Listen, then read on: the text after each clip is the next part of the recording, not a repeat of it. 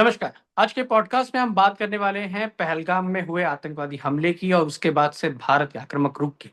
लोग इंतजार कर रहे हैं कि आखिर अब भारत क्या करेगा। पाकिस्तान में भी डर का माहौल है और जो कुछ हुआ है उसके बाद भारत कुछ ना कुछ पक्का बड़ा और कड़ा करने वाला है। लेकिन क्या करेगा और अभी जो पहलगाम में हुआ है उसके बाद इन्वेस्टिगेशन जो की जा रही थी वो कहाँ तक पहुंची है। इस तमाम पहलू पर बात करने के लिए मेरे साथ मौजूद हैं मेजर अमित बंसल। रिटायर्ड हैं, सेना में इन्होंने अपनी सेवाएं दी हैं। हम इनसे जानते हैं और समझते हैं कि अब पहलगाम में जो कुछ हुआ उसके बाद भारत का रुख क्या होगा, भारत सरकार क्या करेगी, नरेंद्र मोदी क्या करेंगे। मेजर साहब, थैंक यू सो मच, आपने अपना वक्त दिया। और आपसे ये जानना चाहते हैं कि सर अब भारत करेगा क्या, कड़ा संदेश देने की तैयारी है या क्या करने वाला है भारत अब। देखिए प्रफुल्ल जी, जितना संदेश जो है वो तो एक कड़ा होगा, क्योंकि हम्म। प्रधानमंत्री के रुख से और गृह मंत्री के रुख से और रक्षा मंत्री के रुख से बिल्कुल जाहिर हो गया है। और जिस तरह से हम्म। इंडिया डिप्लोमेटिक एफर्ट्स में लगा हुआ है, सारी दुनिया के देशों से बात कर रहा है, तो मुझे नहीं लगता कि अब ये कदम शायद पीछे हटाया जाएगा। कोई ना कोई बड़ा एक्शन जरूर होने वाला है। अब द ओनली क्वेश्चन इज कि कब और हाँ। कहाँ, कैसे। और मुझे नहीं लगता कि कोई भी जिम्मेदार देश इस तरह का कोई बड़ा कदम उठाने से पहले ये बताएगा कि कब, कहाँ और कैसे। तो जब होगा हम लेकिन तभी पता लग पाएगा। सॉरी मैं आपको टोक रहा हूँ, लेकिन सर अब इतने दिन से हम लोग देख रहे हैं पाकिस्तान में भी डर का माहौल है कि भारत कुछ बड़ा करेगा इसके बाद। डर का माहौल तो है, लेकिन भारत क्या करेगा, कब करेगा, आपको क्या लगता है, आप जो देख रहे हैं तस्वीर उसके हिसाब से कब कुछ हो सकता है और क्या हो सकता है वो? क्या पहले की तरह सर्जिकल स्ट्राइक होगी या कुछ उससे बड़ा? देखिए, उससे बहुत बड़ा होगा, ये तो मैं मान सकता हूँ, क्योंकि आप जब प्रधानमंत्री के शब्दों को देखते हैं, प्रधानमंत्री शब्दों को तोलते मोलते नहीं है, वो बिल्कुल स्पष्ट बोलते हैं। उन्होंने कहा इस तरह की हरकतें करने वाले, उनके आका, उनके प्लानर और जो लोग उनको कंट्रोल कर रहे हैं, उन किस में से किसी को भी बख्शा नहीं जाएगा।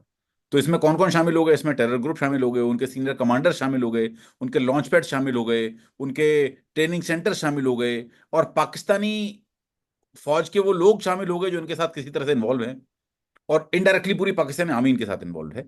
तो जब आप इन सारे लोगों को बात करते हैं, इन लोगों को they will be taken to the task, तो शायद कुछ ना कुछ बड़ा होगा। और बाकी अब कैसा होगा, कहाँ होगा, इसके लिए तो ये बहुत बड़ा यक्ष प्रश्न है जिसका उत्तर कोई नहीं दे सकता।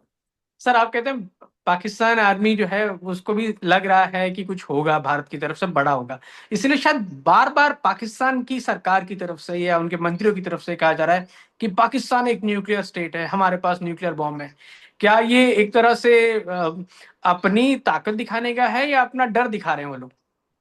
देखिए, मैं इसको स्पष्ट तरीके से बोलूंगा, ये अपना डर दिखा रहे हैं। हम्म। जहां तक न्यूक्लियर डिटरेंस की बात है, न्यूक्लियर कैपेसिटी की बात है, उसमें बहुत सारे फैक्टर इन्वॉल्व होते हैं। हम्म। न्यूक्लियर कैपेसिटी होना एक और बात है, हम्म। न्यूक्लियर बॉम्ब की डिलीवरी मैकेनिज्म होना, और उसके साथ क्रेडिबल डिटरेंस होना। डिटरेंस और क्रेडिबल डिटरेंस में फर्क है। आप किस हम्म। मेथड के थ्रू इन न्यूक्लियर बॉम्ब्स को डिलीवर कर पाएंगे, कहाँ डिलीवर हम्म। कर पाएंगे, क्या आप तरीके से कर पाएंगे। तो ये कहीं ना कहीं, क्योंकि न्यूक्लियर बॉम्ब के ऊपर वो लोग बयान दे रहे हैं जिनको न्यूक्लियर बॉम्ब का एन भी नहीं पता। हम्म।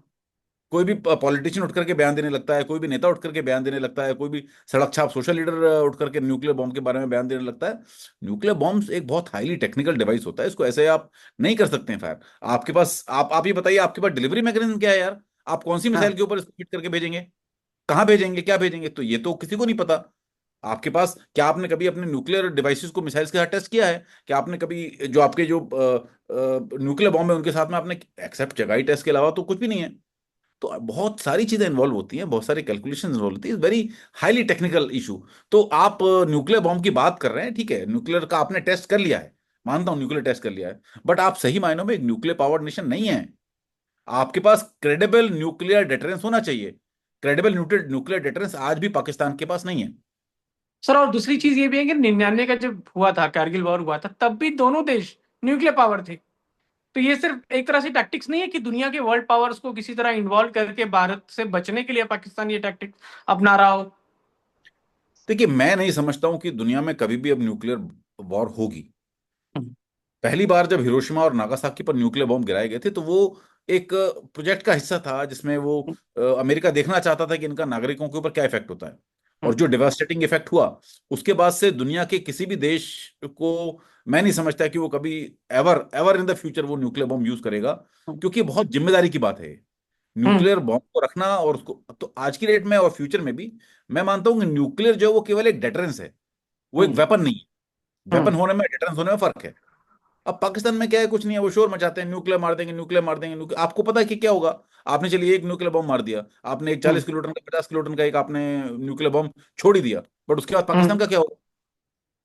India has got. भारत भी तो रिटेलिएट आप जब करेगा फिर न्यूक्लियर क्या। बॉम्ब्स की बात करते हैं तो हम उन बॉम्ब्स की बात नहीं करते जो 40 kilo ton, 50 kilo ton, 100 kilo ton की बात करते हैं। India hmm. Talks about 5 megaton, 6 megaton. Hmm. तो अब आप अगर एक मार देंगे तो उसके बाद फिर क्या होगा? पाकिस्तान तो पूरा एवेपोरेट हो जाएगा। Nobody hmm. Wants that. अब ये कि बस अब किसी को देख लें, वही बात मैं दोबारा रिपीट कर रहा हूं कि जो लोग हम्म। न्यूक्लियर के स्टेटमेंट दे रहे हैं, वो उनमें से किसी को न्यूक्लियर बॉम्ब का एंड भी नहीं पता है। वो बस शोर मचाया जा रहा है, हम न्यूक्लियर एटमी ताकत है, एटमी ताकत है, एटमी ताकत है। अरे एटमी ताकत ठीक है, पर छोड़ोगे कैसे उसको? कैसे पहुंचाओगे सर, इंडिया की जिंदगी तक? इस बीच में उन्होंने एयर स्पेस बंद कर दिया कि भारत के जो एयर सेक्टर है वहां से नहीं यूज कर सकते। लेकिन सर एक सवाल ये है, और इस बीच में तैयारी वो कर रहे हैं, क्या ये भारत का डर है कि इसीलिए अपनी तैयारी में लग गए हैं कि कहीं भारत हमला करे तो हम कैसे बचें। देखिए, डर तो साफ दिख रहा है। आप हम्म। सोचते हैं रात को 3 बजे, 2 बजे उठ करके उनका एक मिनिस्टर बयान देता है, प्रेस रिलीज देता है, रात को 2 बजे उठ करके वो अपना नेशनल सिक्योरिटी एडवाइजर चेंज कर रहे हैं। तो हम्म। इससे पता लग रहा है कि डर तो है। और हम्म। जहां तक हम जानते हैं, पाकिस्तान की कैपेसिटीज के ऊपर पूरी तरह से बैंकरप्ट नेशन है। पैसे हम्म। हैं नहीं उनके पास, हम्म। आर्म्स हैं, एम्यूनिशन नहीं है, सेना के टैंकों में डालने के लिए तेल भी नहीं है उनके पास, क्योंकि अल्टीमेटली वो सब कुछ इंपोर्ट करते हैं, उनके पास आज की डेट में ये चीजें हम्म। नहीं है। और हम्म। जब आपके पास रिसोर्सेज नहीं होते तो आप क्या करते हैं? डर दिखाते हैं, हम्म। शोशेबाजी करते हैं कि हाँ भाई हम्म। हम मार देंगे, हम ये कर देंगे, हम मार देंगे, काट देंगे, हमारी हमारी कौम ऐसी है, हमारी कौम मरने काटने के लिए तैयार रहती है, और हमारा ये हिस्ट्री वो हिस्ट्री। तो वो बस केवल साइकोलॉजिकल वॉरफेयर है। जब लड़ाई की बात आती है तो हमने देखा है 71 के वॉर में किस तरह से इन लोगों ने अपनी पैंटें उतार दी थी। हम्म। ठीक है, हमने 65 के वॉर में देखा किस तरह से उन्होंने अपनी पैंटें उतार दी थी। हमने हम्म। 99 के ऑपरेशन विजय में देखा कि किस तरह से इन लोगों ने पूरे 11 साल तक अपने सैनिकों को भी क्लेम ही नहीं किया कि हमारे सैनिक नहीं है। उनकी बिल्कुल। बॉडीज थी हमारे इलाके में, उन्होंने कहा नहीं, हमारे सैनिक हम्म। नहीं है, जो कुछ भी कर। और कल देखा हमने, ये तो छोड़ हम्म। दीजिए, कल देखा हमने, इन्होंने अटारी बॉर्डर पोस्ट बंद कर दिया।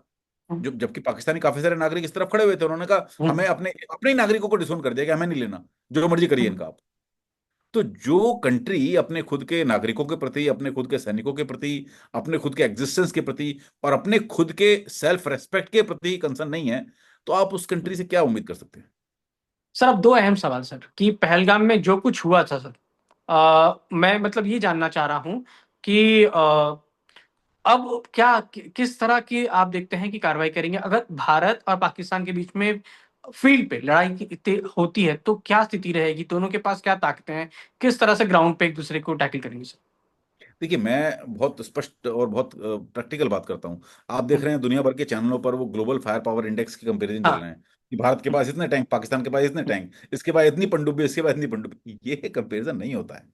हम्म। आपको सबसे पहली चीज टेरेन देखनी है, आपको ग्राउंड हम्म। देखना है। आपको देखना है कहाँ अगर लड़ाई लड़ेंगे तो उस लड़ाई के मैदान में क्या काम आएगा। अब हम्म। अगर आपका जो कॉन्फ्लिक्ट है वो केवल कश्मीर तक लिमिटेड है, पीओके तक हम्म। लिमिटेड है, तो उस केस में आप टैंकों का क्या करेंगे? हम्म। कुछ नहीं कर सकते। आप सबमरीन सबमरीन का का भी क्या कुछ नहीं। करेंगे? हम्म। कुछ नहीं कर सकते। आप समुद्री जहाजों का क्या करेंगे? आप कुछ नहीं कर सकते। आपके हम्म। पास जो पैदल सेना है वो लड़ेगी, आपके हम्म। पास जो बाकी चीजें हैं वो लड़ेंगे, आपके पास जो हम्म। ड्रोन्स हैं वो लड़ेंगे। तो ये एक बहुत कॉम्प्रिहेंसिव फीचर है। और अगर और भारत का जो सेना है ये तो ऐसा तो पॉसिबल नहीं है कि भारत अपनी सेना को तवांग से हटा करके, अरुणाचल प्रदेश से हटा करके या लद्दाख से हटा करके पाकिस्तान के अगेंस्ट तैनात कर देगा। जो हम्म। डिप्लोमेटिक एरिया हमारे रहेंगे। ये भी नहीं हो हम्म। सकता कि इंडिया अपनी नेवी को अंडमान निकोबार से हटा करके या इंडियन ओशन की डोमिनेशन को हटा करके सारी नेवी को कराची भेज देगा। वो भी पॉसिबल नहीं है।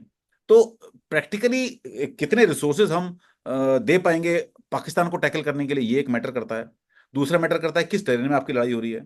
तीसरा मैटर करता है कि ये लड़ाई कितना एस्केलेट होगी। जैसे कि ऑपरेशन विजय था, कारगिल वॉर, वो केवल कारगिल और लद्दाख एरिया तक लिमिटेड था, वो कहीं और एस्केलेट नहीं हुआ। तो इसी प्रकार से अगर अगर ये वॉर होता है और वॉर आप पीओके तक इसको लिमिटेड रखते हैं तो एक बात है। अगर ये एस्केलेट होता है वेस्टर्न कमांड तक या पंजाब एरिया तक, एक दूसरी बात है। और अगर ये ऑल ओवर एस्केलेट हो जाता है तो ये तीसरी बात है। तो अलग अलग स्टेजेस है। बट बहरहाल अगर हम आर्मी की बात करेंगे, इक्विपमेंट की बात करेंगे, ट्रेनिंग की बात करेंगे, तो पिछले 7 से 8 सालों में इंडियन आर्मी का मॉडर्नाइजेशन काफी हाई लेवल तक हुआ है। हम्म।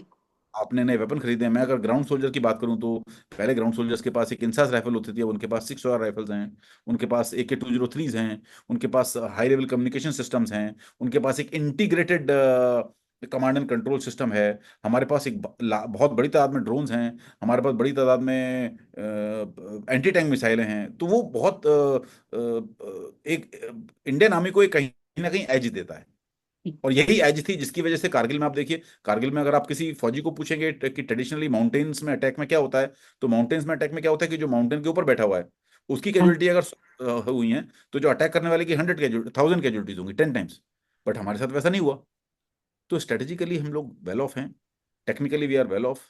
और इंडियन आर्मी अपनी बहादुरी के लिए सब जगह जानी जाती है, तो कहीं ना कहीं हमारे को एज है। नंबर में भी हमारे को एज है। अगर आप पाकिस्तान अपनी पूरी आर्मी को भी वेस्टर्न बॉर्डर पर लगा देता है, तब भी हमें एक बहुत बड़ी एज है। हम इसको अच्छी तरह से टैकल कर सकते हैं, हम कहीं ना कहीं उससे बहुत आगे हैं। बिल्कुल यही वजह है कि पाकिस्तान डरा हुआ भी है और धमकियां भी दे रहा है कि इधर भपकी है उसकी। लेकिन सर अगर जैसा कि पाकिस्तान का दोस्त है चाइना, वो अगर उसका साथ देने आता है तो क्या होगा सर, और किस तरह से भारत फिर उसको टैकल कर सकता है? प्रफुल्ल जी, मैं आपसे आपसे सवाल पूछूंगा, आप मुझसे सवाल पूछ रहे हैं। हम्म। चाइना ने अपने एग्जिस्टेंस के बाद से 1948 अगर हम बात करें, जो जब हम्म। से चाइना ब- एक एक एक रिपब्लिक कम्युनिस्ट कंट्री बना, तब से हम्म। चाइना ने कितनी लड़ाइयाँ लड़ी, एक्सेप्ट अ, छोटे मोटे कॉन्फ्लिक्ट में हैं। वो जो एरिया पे दूसरों के घर में घुसाता है उतनी ही है, जैसे भारत छोटे में मोटे घर। घुसाया। हाँ, छोटे तब उस मोटी। समय भारत कमजोर था, उस समय भारत तब। कमजोर था, हमारी पॉलिसीज ठीक नहीं थी। हम्म। और देखिए 62 वॉर जो है वो, मैं हर हालत में, चाहे लोग मुझे क्रिटिसाइज करें, बट मैं 62 के वॉर को, the primary reason of 62 war was the policies of Nehru. हाँ। अदरवाइज 62 वॉर नहीं होता। तो उसमें मैं हम्म। चाइना को कहीं ना कहीं ब्लेम नहीं करता हूँ। एनीवे, उसको छोड़ते हैं हम। लेकिन हम्म। अल्टीमेटली अगर हम बात करेंगे, तो चाइना ने कोई बहुत बड़ा वॉर फॉट नहीं किया कहीं भी। हम्म। हमने देखा है जब गलवान में इंसिडेंट हुआ, जब लद्दाख में इंसिडेंट हुआ, तो किस तरह से उनके हाँ, सैनिक भाग्य। भाग रहे, डर हम्म। रहे थे, हम्म। खौफ था उनको। और चाइना जो है एक आर्थिक महाशक्ति है, पर हम्म। एक मिलिट्री महाशक्ति नहीं है, सैन्य महाशक्ति नहीं है। China is always afraid of fighting a war. तो मुझे नहीं लगता कि जब तक चाइना के खुद के एग्जिस्टेंस पर खतरा ना हो, चाइना इंडिया और पाकिस्तान के मसले में हाथ डालेगा। उसको पता है अगर आपने हाथ डाला तो फिर इंडिया चाइना के अगेंस्ट हो जाएगा, India will start recognising Taiwan. तो आप फिर अल्टीमेटली डिप्लोमेटिक फ्रंट पर भी, मिलिट्री फ्रंट पर भी, और टेरिटोरियल फ्रंट पर भी चाइना को मुंह की खानी पड़ेगी। तो चाइना वुड ऑलवेज लाइक, मेरे हिसाब से चाइना ये चाहेगा कि वो स्टेटस को मेंटेन करके रखे। हाँ, पाकिस्तान को अगर उसको वेपन सप्लाई करने हैं, वेपन सप्लाई कर सकता है, पाकिस्तान को उसको एम्यूनिशन सप्लाई करना है, वो एम्यूनिशन सप्लाई कर सकता है। बट उससे ज्यादा चाइना इस हालत में कुछ भी नहीं करेगा। लेकिन सर चाइना उसमें भी पाकिस्तान से पैसे जरूर ले लेगा, नहीं, जैसा चाइना चाइना चाइना करता देखिए, है। चाइना कमर्शियल है, वो साहूकार है, वो बिना पैसे के कुछ नहीं देता है। तो क्योंकि चाइना को पाकिस्तान हम पाकिस्तान ने तो एक तरह से चाइना के आगे सरेंडर किया हुआ है, और चाइना चाहेगा कि उसका सीपैक जा रहा है और बाकी इंटरेस्ट है वहां पे। देखिए, तो चाइना थोड़ा का बहुत। सीपैक फेल हो चुका है, सीपैक फेल हो चुका है। सीपैक में भी हाँ। कुछ जान बाकी बची है। तो हम्म। सीपैक की तो हम बात ना करें तो ठीक है, वो 2015 में स्टार्ट हुआ था, और 2025 में उसकी वो दफन हो चुका है। तो सर अब अगर हम पहलगाम पे वापस आए, तो पहलगाम में सर जिस तरह का इन्वेस्टिगेशन है, क्या लगता है किस तरह का इन्वेस्टिगेशन है? और ये इन्वेस्टिगेशन क्या फिर से एक बार पाकिस्तान को जब डोजियर दिया जाएगा तो उसमें कुछ इसका रोल होगा? देखिए, डोजियर क्योंकि दिया साबित जाएगा करना नहीं दिया होगा। जाएगा, डोजियर दिया जाएगा कि कुछ और दिया जाएगा, इसके बारे में मैं बहुत संशय में हूँ। लेकिन जिस तरह से इन्वेस्टिगेशन चल रही है, वो आमतौर पर एक टेरर अटैक की इन्वेस्टिगेशन से कहीं ज्यादा है। आप वो हम्म। पूरे टेरन की 3D मैपिंग कर रहे हैं, पूरे इवेंट की 3D मैपिंग कर रहे हैं, और बहुत डिटेल्ड इन्वेस्टिगेशन कर रहे हैं। और हो सकता है कि शायद ये जो इन्वेस्टिगेशन है, इसका पर्पस है कुछ इस तरह के कंक्रीट एविडेंस इकट्ठा करना, जिनको कि आप पूरी दुनिया के सामने, पूरे सारे दुनिया की महाशक्तियों के सामने पेश कर सकें, और पाकिस्तान को नंगा कर सकें कि भाई आप आतंकवाद फैला रहे हैं। तो ये तो मुद्दा है मुझे। मैं यही समझना चाह रहा हूँ सर, पाकिस्तान को जब डोजियर की मतलब यही बात है कि दुनिया को ये बताया जाए कि देखिए ये हुआ था। 3D मैपिंग की आप बात करें सर, थोड़ा सा अगर एलोबरेट करके आप समझा सके हम लोगों को कि क्या होता है, और ऐसे कैसे साबित करेंगे कि आतंकवादी जो आए थे वो कैसे आए थे, क्या हुआ था? देखिए, 3D मैपिंग आमतौर पर किसी भी अपराध को, किसी भी क्राइम सीन को रिक्रिएट करने के लिए इस्तेमाल करी जाती है। उसमें कैमराज होते हैं, वो 360 डिग्री कैमराज होते हैं, और हर कैमरा के साथ में एक लेजर रेंज फाइंडर होता है। तो वो क्या करता है, फोटोग्राफ भी खींचता है, और लेजर रेंज से उस ऑब्जेक्ट की एक दूरी भी नापता है, उसका साइज भी नापता है, और उसके हिसाब से एक प्रॉपर वर्चुअल मॉडल क्रिएट करता है इस पूरी जगह का, जिसमें आपकी टेरेन भी बिल्कुल क्लियर होती है, सब कुछ चीज़ होती है, और असली रियल पिक्चर्स होती हैं। खाली मॉडल नहीं होता, जैसे बहुत अच्छा उसका क्रिएट करते हैं और उसकी एनालिसिस फिर लोग करते हैं देख करके। तो उससे आपको पता लग जाता है कि टेररिस्ट का मूवमेंट किस तरह से था, टेररिस्ट के मूवमेंट का पैटर्न क्या था, उनका किलिंग का पैटर्न क्या था, उनका और बाकी चीजों का पैटर्न क्या था। तो जब इन चीजों को पता लग जाता है तो किसी भी चीज की इन्वेस्टिगेशन बहुत ज्यादा आसान हो जाती है। सर उसको आप अलग इस बीच में उसको आपने देखा अलग होगा अलग कि पाकिस्तानी आर्मी जो है उसमें डर तो है, लेकिन वो अब वो ये भी बताने में लगा है कि किस तरह से देखिए भारत जो है वो बलूचिस्तान और बाकी जगहों पे हमारे यहाँ इन्फिल्ट्रेट करा रहा है, वहां पर वो ड्रोन दे रहा है, इस तरह की बातें कही जा रही है। इसको क्या कहेंगे सर, पहलगाम से ध्यान भटकाने के लिए है? देखिए, बलूचिस्तान पाकिस्तान का हिस्सा है। हम्म। अगर इंडिया को कुछ बलूचिस्तान में भेजना है तो पाकिस्तान से होके तो भेजा पड़ेगा। आप पकड़ते क्यों नहीं? अगर आपको लग रहा है हम भेज रहे हैं तो आसमान से तो टपकाएगा नहीं। ये केवल अपनी झुंझलाहट है, खींच है। सबको पता है कि बलूचिस्तान, पूरी दुनिया को पता है कि बलूचिस्तान के जो लोग हैं उनका हथियार गोला बारूद कहाँ से आ रहा है। वो सब तालिबान से आ रहा है अफगानिस्तान में। बलूची तालिबान के आने से पहले तो ताकतवर नहीं थे। 2021 से पहले तो बहुत वीक थे। अगर इंडिया को उनको मदद करनी होती तो पहले भी मदद कर सकते थे ना। 2021 में तालिबान के आने के बाद ही वो इतने ताकतवर क्यों हुए? उसका कारण सीधे सीधे ये है कि तालिबान के साथ उनके ताल्लुकात हैं। जब तालिबान अफगानिस्तान से भागा हुआ था तो बलूचों ने उनकी मदद की अपने यहाँ पर छिपने में। सारे तालिबान कहाँ छुपे हुए थे आपको पता है? इतने कई लाखों से ज्यादा तालिबान थे, वो सब अफगानिस्तान छोड़ करके भागे। अमेरिका उनके पीछे लगा हुआ था, अमेरिका के ड्रोन उनको ढूंढ रहे थे। कहाँ थे वो लोग? सब हम्म। क्वेटा में, बलूचिस्तान में छिपे हुए थे। किसने उनको शरण दी? बलोचों ने। और अब जब बलोच लड़ रहे हैं फाइटिंग तो तालिबान उनको मदद कर रहे हैं। तो ये तो सिंपल टू वे स्ट्रेटेजी है। इसमें इंडिया कहाँ से आ गया? और तो सर बस अब ब्लेम इंडिया की करने के लिए तो बात आप कुछ भी कर सकते हैं। तो सर अब इंडिया की बात करें तो आखिर में ये समझना है सर, क्या लगता है सर, मोदी जी ने एक मीटिंग की थी जिसमें आर्मी से कहा है कि आप अपने हिसाब से कीजिए। तो अब क्या होने वाला है सर? तीनों सेनाओं के प्रमुख थे, सीडीएस थे, एक फ्री हैंड दिया गया। कितना फ्री हैंड है और कब उसका फ्री हैंड का इस्तेमाल करेगी? देखिए, फ्री हैंड है और सेनाएं अपनी प्लानिंग कर रही हैं। और अब ये बहुत ही क्लियर है कि एक्शन होगा। बड़ी एक्शन कब होगा, क्यों, कहाँ होगा और कैसे होगा, इन तीनों बातों का निर्णय सेना करेगी। और सेना बता करके काम नहीं करती है। हो सकता है कुछ वक्त लगे कुछ, क्योंकि प्रिपरेशन में जब आप बड़ा काम करने जा रहे होते हैं तो बड़े काम की तैयारी में कुछ वक्त लगता है। लेकिन उस बड़े काम की तैयारी के बाद जब बड़ा काम हो जाता है तो ठीक हो। जैसे आप 71 वॉर की बात करेंगे, 71 वॉर में मानेकशॉ को मार्च में प्रधानमंत्री इंदिरा गांधी ने बोला था कि आप जाकर के एक्शन स्टार्ट करिए। बट उन्होंने मना कर दिया। उनसे पूछा गया कि आप कब करेंगे, when will you do it general? So he said कि I will do it at a time and place of my choice. और फिर कब किया उन्होंने? दिसंबर में। आप देखिए, मार्च और दिसंबर के बीच में लगभग 8 महीने का फासला है। इस 8 महीने उन्होंने पूरी तैयारियां की, पूरी प्रिपरेशंस की, सेना को ट्रेन किया, सेना को इक्विपमेंट दिए, सेना को एम्युनिशन, गोला बारूद दिए। और एज ए रिजल्ट 71 में हमारी इतनी बड़ी जीत हुई जिसमें पाकिस्तान के 93,000 सैनिकों ने अपनी पैंटें उतार दी थी। हम्म। तो अगर आपको कुछ इस तरह का बड़ा चाहिए तो थोड़ी सी प्रिपरेशन चाहिए, थोड़ी सी प्लानिंग चाहिए। और एक होलिस्टिक व्यू चाहिए कि कैसे काम करना पड़ेगा, और पाकिस्तान की जो कमजोरियां हैं उनको भी निगाह में रखना पड़ेगा। तो ये बहुत सारे फैक्टर्स हैं। और अब अगर वक्त लग रहा है तो इसका मतलब जितना ज्यादा वक्त लगेगा उतना ही बड़ा एक्शन होगा, आप ये समझ लें। तो यानी आप टाइम कह रहे हैं टेक। कि सब्र का फल मीठा होगा? हाँ, सब्र का फल बहुत बहुत कड़ा होगा पाकिस्तान के लिए। मीठा तो नहीं कह मैं सकते।